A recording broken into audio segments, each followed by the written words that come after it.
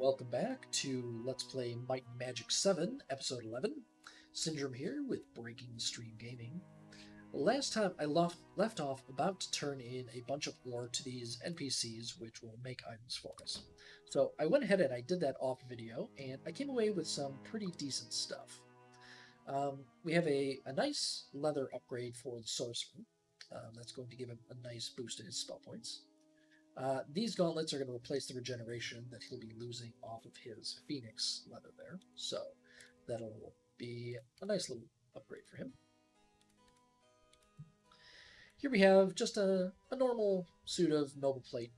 Nothing fancy about it, just adds a little bit of increase. It's actually an AC decrease from the chainmail that he was using, but as a result of him having expert plate skill, his recovery time will actually decrease going up to plate. We came away with 2 potions, Pure Accuracy and Pure Endurance. Those are always nice, since we don't have a druid in the party to make them. I'm going to go ahead and give the Endurance to the Sorcerer to get him a nice little hit point increase. And Pure Accuracy, I think I'll go ahead and give to the Thief. We came away with a nice cloak. I mean, the plus 10 to all stats is handy for the time being. Eventually it's going to become obsolete once we get the Day of the God spell, but for now it'll be useful. We also found 2 scrolls of Lloyd's Beacon, which I didn't actually even realize that this came on a scroll. I'm kind of curious how this is going to react with the actual spell that I'll be able to cast once I have Grandmaster Water Magic, because I've never had a scroll of this. So that might open up some interesting possibilities for us before we make it to Water Grandmaster. Now, the most important items that we came away with, though, are these 4 weapons here. So I'd forgotten that this was even an enchantment, but from the Stalt ore, you can get a weapon that has the Darkness quality. Now, Darkness increases the weapon speed and also results in an overall damage 20% life drain. So basically, all the damage that you do, 20% of that is going to come back to you as healing. So that is huge. So I got 3 weapons of darkness. I didn't waste the last Stalt or a spear, just because once the knight has Grandmaster Armsmaster, she's going to be at the minimum recovery time anyway. So the paladin will eventually be using the flail. I'm not going to do that until he... Actually, now that he has sword at the master level, he can dual wield that. So I take it back. I am going to go ahead and give that to him. So currently he's at a recovery speed of 87. Once I equip that, though, it stays at 87. That's interesting. I guess it's because he doesn't have much skill in mace yet. Oh, that's right. I believe that the recovery time is purely based off the weapon in the right hand. So because he was getting an advantage of 7 points from his sword skill, he lost access to that with the flip. But it's still worth doing, I think. The dagger is going to go on the sorcerer, and the sword will go on the rogue. Okay. The spear will hang on onto that until the knight becomes a master of the spear, which will be a fair amount later. Still a couple of skills that I need to increase before I get there. First, I'm going to take repair item up to master, and after that, if she hasn't done the knight second promotion yet, then I'll work on spear. One last thing to do in Arathia. We have the knight and the paladin, both at plate expert.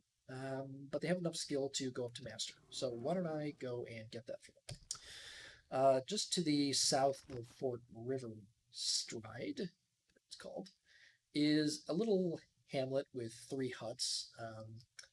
I think that they teach Grandmaster repair item there and Master Plate. So that is just right over here. And since I'm over here, I'm going to go talk to this altar here. This should get everybody plus 10 luck, I think it is. Yep. I'll always take a permanent stat boost. Let's see. Here we are. Plate Master.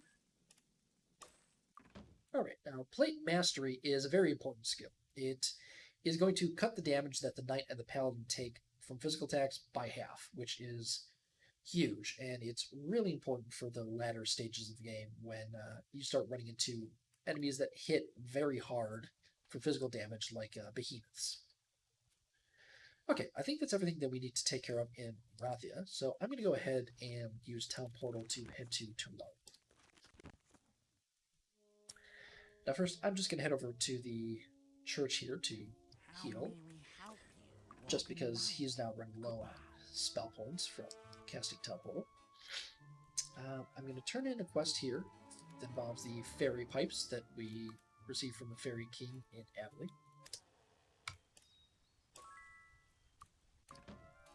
Then I believe the only other thing that we need to do is learn Dagger Expert on the Wizard. I think that we can get that here. Okay, so now that the Sorcerer is a Dagger Expert, he can go ahead and dual wield weapons. And with that, I think that we've done pretty much everything that we can do without progressing the main story. Just check my quest here real quick. This will do later in the game, and later in the game. So, yeah, I think at this point we are going to head back home to Harmondale. Now, as you can see here, the castle has been repaired, the rubble cleared away, and the walls refurnished. Apparently the Dwarven engineers didn't feel the need to clean up these rat corpses, but I can't hold that against them. This here is the golem that we made for the Lizard Promotion quest. Now, had we used the deranged head, the Abbey normal golem head, he would be attacking us right now. So it's a good thing that we did. Now, if you take a look at the minimap, you can see that there's quite a bit of loot on the ground here, but nothing that we can see. That's because that loot is located in a different section of the now restored castle. Let's see. We have a side passage that leads down into the depths. Now, as I mentioned in, I think, the second video, Castle Harmondale does have a storied past. This is a dungeon-type area that was used previously in one of the wars, and there's actually a torture chamber section to this somewhere. I think it's down those stairs. So here's just a message scroll, which details some of that. You have an interrogator talking about borders changing between Arathia and Tularia, and something called the Tomb of the Master. I don't recall what that is. I think it's related to the promotion quest for the monk. I think maybe it's the ninja promotion quest. Here we have a little escape tunnel, which it's always a little bit difficult getting down there.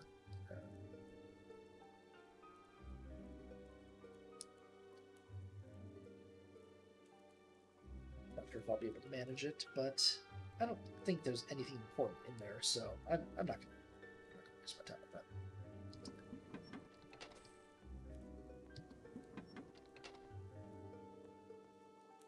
And here we have just a little torture chamber, a rack here, a, what's that called, a stockade? And then over here, I think, I don't remember what this is called, but it's kind of a terrifying torture device from the Middle Ages. It might even be made up, but I'm not 100% sure. But basically, they would sit somebody on top of this, and eventually it would split them open, so very unpleasant situation there. And just a little bit of gold here.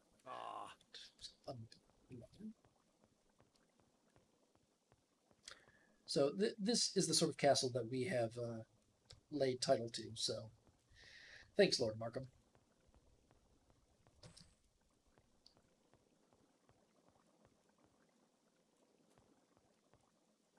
So I don't believe that there's actually anything of significance in these extra areas of the castle. At least nothing I've ever found. So I'm just going to go ahead and proceed on with the game. So since we've rescued the dwarves and had our castle repaired, the kingdoms of Tularia and Arathia have decided to send ambassadors here. Ellen Rockway is the Narathian ambassador. who extends an invitation to visit Lady Iron Fist in Castle Griffinheart, Queen Catherine.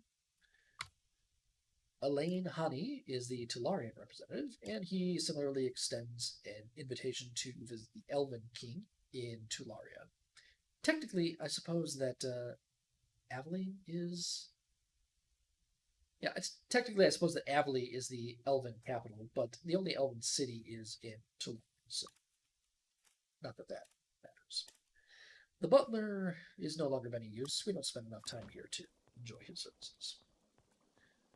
Okay, so we have an invitation to visit Arathia and Tularia, so I'm just going to go ahead and start off by town portaling back to Arathia. I'll head over here to Castle Griffinheart. Now we'll be spending a fair amount of time in this castle in another quest in the future. We're going to need the invisibility. Actually, wait, do I have the invisibility spell? You know what? I do have the invisibility spell, so I think that I'm going to take care of that quest while we're here. But first, let's talk to Queen Catherine. Queen Catherine is offering us a quest to rescue a prisoner of war. I believe his name is something Steele. Let's see. So, Lawrence Steele, that is. There's a cave in Tularia where they're keeping him. It's filled with various elven warriors and wyverns, if I remember correctly. So we could legitimately go and take care of that, but just check something quick. We can legitimately go take care of that, or we can play things a little bit underhanded and go tell the Elven King what she's asked us to do.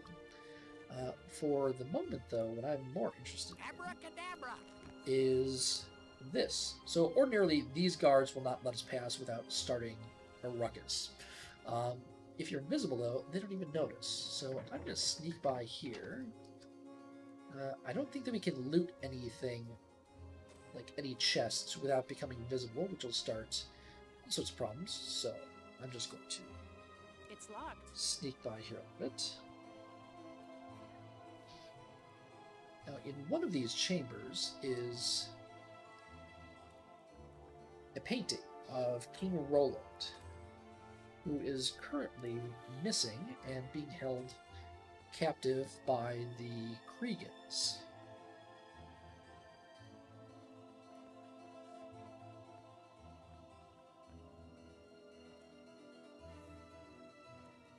Just wraps up that money.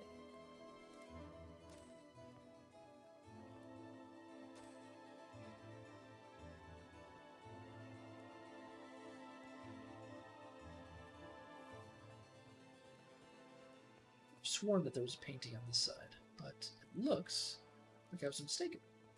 This other chamber here is the room of Alice Hargraves. There's a quest to kidnap her if you are on the dark path. Okay, looks like I was wrong there, unless it's here, but I didn't think that was the case. Maybe both of the paintings are on the other side, so I'll go check that out in just a minute.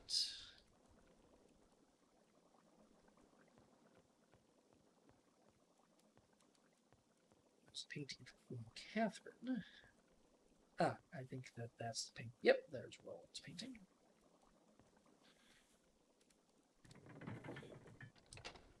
Oh, looks like I became invisible, or visible rather.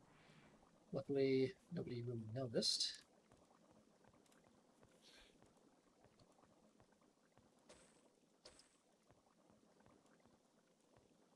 Okay, so that's one of the paintings down. I still need the painting of what's his name? Archibald Iron Fist. I believe that is on the other side here, but I don't remember exactly where. I thought that it was through here, but this is the sort of situation where Roland's painting is, so just loot. Been a while since I've done this quest, so I might just be misremembering things.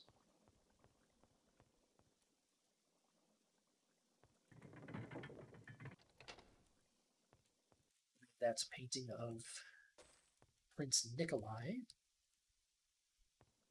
So if you've played the Might and Magic 6 game, King Roland went missing on an expedition with his troops. He was actually kidnapped by the Kregan, demons in the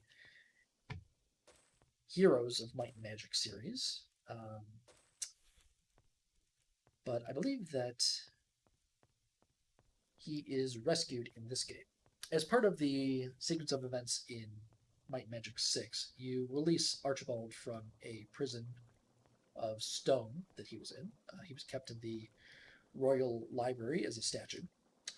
But he'll actually come back in this game to help or hinder us, depending on which path we're on, and eventually gets a little bit of redemption in the 8th game in the series. In any case, though, I now have the 3 paintings that I need for that quest in Tatalia, but I don't have a good path of getting there without traveling, so I'll do that once I take care of these story quests. So next up is to teleport back to Teluria. So much faster with water magic. Here we are in the Elven Castle, which is much less conveniently laid out than the human one is. I'm going to go ahead and put up Featherfall here, just so that I can jump down a bit. I should.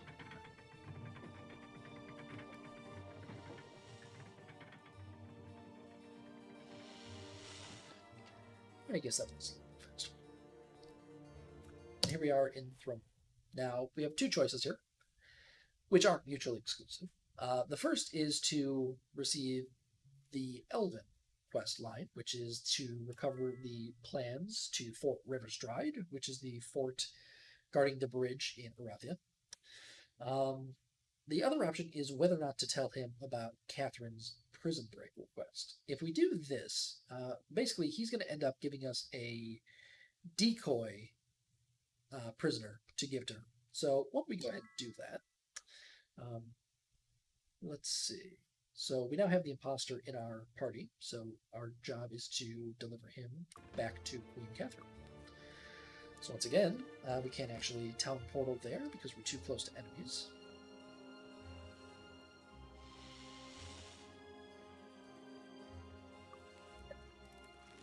Back to Arathia.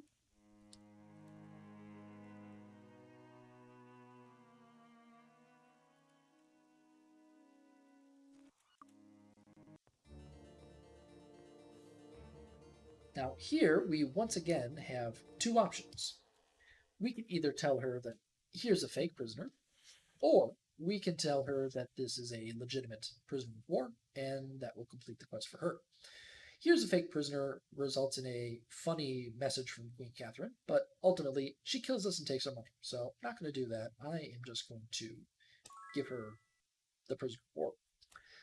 Now here, we are going to basically do the inverse of what we did with the prisoner exchange. We're going to let her know that the Elven King wants the plans to Fort Riverstride. She's going to give us fake plans, so now we can just go ahead and head back to Telaria. We're out of MP now, so I'm just going to head over to the temple here to store that.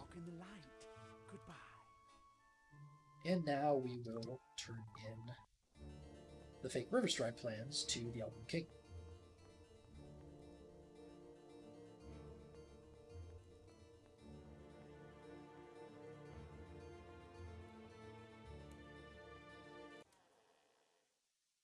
Of course, we're not going to tell them that they're fake.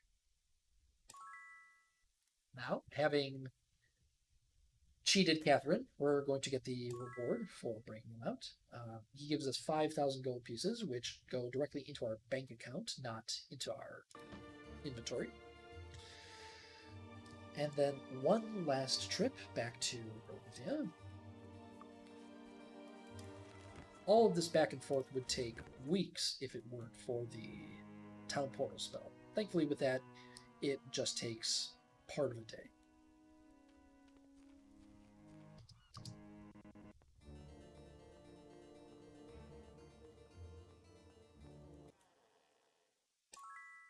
And she does the same, putting 5,000 gold pieces into her account. Okay, with that, let's head back to Harmondale and talk with the ambassadors. The ambassadors seem to know that we have tricked them, so they show diplomatic niceties regarding that, but I'm sure that they were not thrilled by it. This is a good breaking point. There are no other quest lines currently active.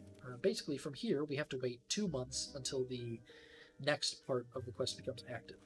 So by now we've accumulated a good amount of experience here, so I'm going to go train a couple of times, and that should put us about where we need to be in order to proceed with the quest. But I will pick that up next time. Thanks for watching.